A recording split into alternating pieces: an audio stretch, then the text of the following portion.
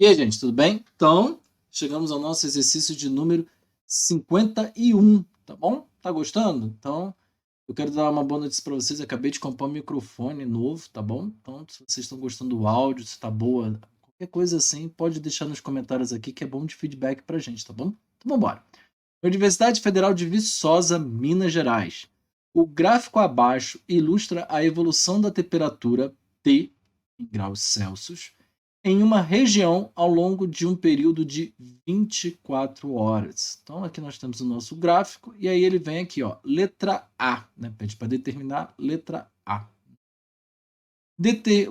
Determine, né, os horários em que a temperatura atinge 0 graus Celsius. Bom, essa daqui é aquela análise imediata, né?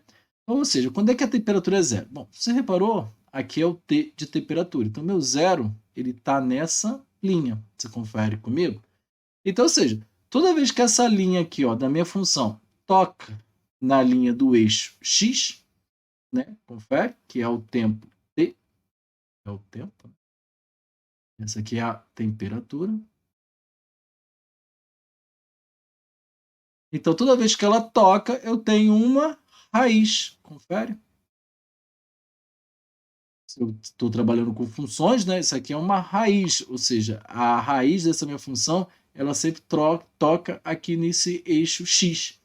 Só que, por coincidência, ele quer saber justamente o momento em que a temperatura é 0 graus Celsius, ou seja, basicamente eu estou achando minhas raízes. Então, só, tem uma aqui e outra aqui, tá vendo? São os dois únicos momentos, é visual.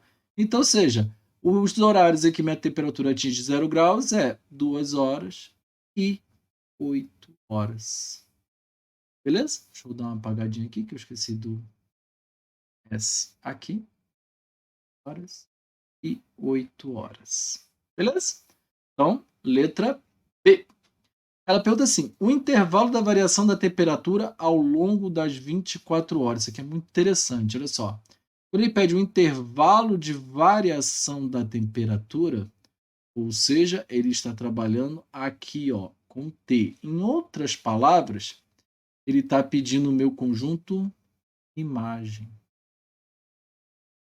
Lembra o que é o conjunto imagem? Vou dar uma relembrada aqui para você. Eu tenho o meu domínio, e o meu domínio entre uma função contra o contradomínio. Ou seja, o contradomínio é o local onde está o meu conjunto imagem.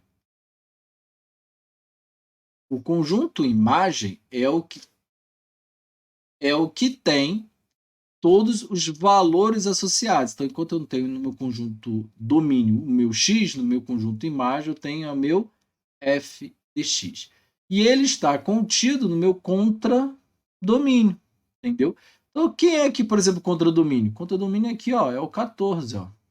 Repare, nunca minha função chega no 14, então o 14 está no meu contradomínio. O 13 está na minha imagem, ó. Ele faz parte. Então, já que ele quer saber do meu conjunto imagem, é só analisar aqui, ó. Ele vai de 13 a menos 5 sem interrupções. Tá vendo? Então, o meu conjunto, né, ou seja, o meu intervalo, né, de variação de temperatura é fechado em menos 5. Por que fechado em menos 5? Ó, ele toca em menos 5. E ele vai até 13. Repare também que ele toca no 13. Eu posso dizer desse jeito, eu posso dizer simplesmente, abrir aqui numa chaves, né? Posso dizer que o meu T de temperatura, ele pertence ao conjunto dos reais, beleza? De maneira que, tal que, né? Então eu vou botar menos 5, x é menor ou igual a...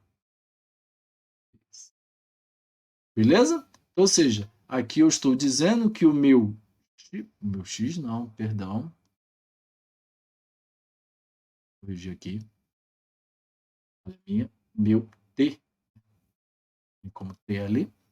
Eu estou dizendo que o meu T de temperatura, ele sempre varia entre menos 5 e 13. Menos 5 e 13. Tudo bem? Então, letra C. Cachorro. Os intervalos de tempo em que a temperatura é positiva.